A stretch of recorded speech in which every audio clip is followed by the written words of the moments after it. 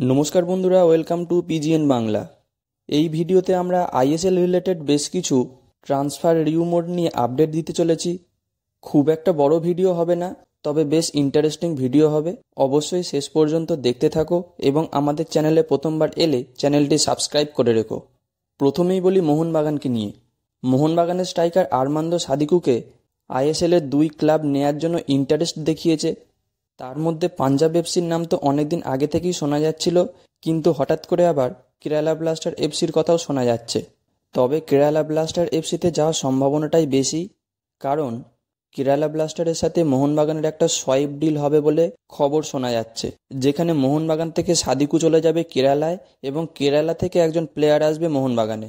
সেই দিক থেকে দেখতে গেলে পাঞ্জাব এফসি থেকে কোনো প্লেয়ার মোহনবাগানে আসার কোনো সম্ভাবনা নেই, তাই সাদিকুর কেরালা ব্লাস্টারে যাওয়ার সম্ভাবনাটাই বেশি।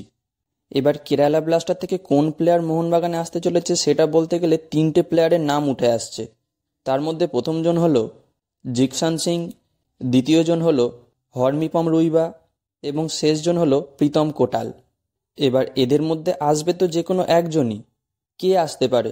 দেখো, আমার ফুটবল সেন্স যা বলছে, এদের মধ্যে হরমিপম রুইবাই আসতে চলেছে মোহনবাগানে।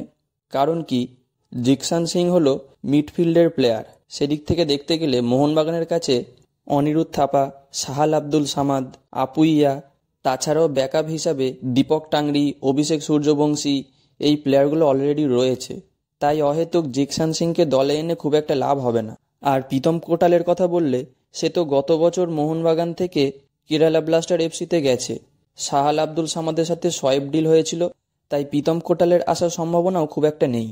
তাই যতদূর মনে হচ্ছে আর্মান্দো সাদিকুর সাথে হরমিপমের সোয়াইপ ডিল হতে চলেছে।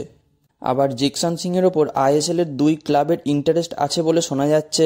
তার মধ্যে একজন হলো মুম্বাই সিটি এফসি আর একজন হলো ইস্ট বেঙ্গল। আপুইয়া চলে আসার পর মুম্বাই সিটি এফসি জিকসান সিংকে দিয়ে সেই জায়গাটা পূরণ করতে চাইছে এবং ইস্ট বেঙ্গল আপুইয়াকে না পাওয়ার জন্য জিকসান সিংকে দিয়ে সেই জায়গাটা পূরণ করতে চাইছে।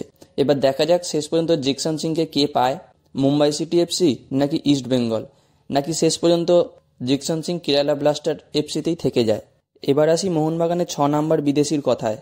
বেশ কিছু সোর্স থেকে খবর পাওয়া যাচ্ছে আর্মান্দো সাদিকুকে ছেড়ে দেওয়ার পর মোহনবাগান নাকি মুম্বাই সিটি এফসির প্রাক্তন মিডফিল্ডার দ্য গ্রেগ স্টুয়ার্টকে বেশ মোটা অঙ্কের অফার করেছে। যদিও এখনও পর্যন্ত এটা রিউমোর, তবে গ্রেগ স্টুয়ার্ট যদি মোহনবাগানে আসে অবশ্যই সেটা মোহনবাগান টিমের জন্য ভালো হবে।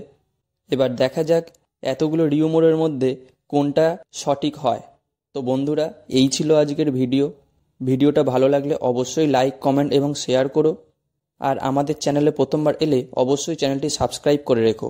দেখা হচ্ছে পরবর্তী ভিডিওতে। Bye bye.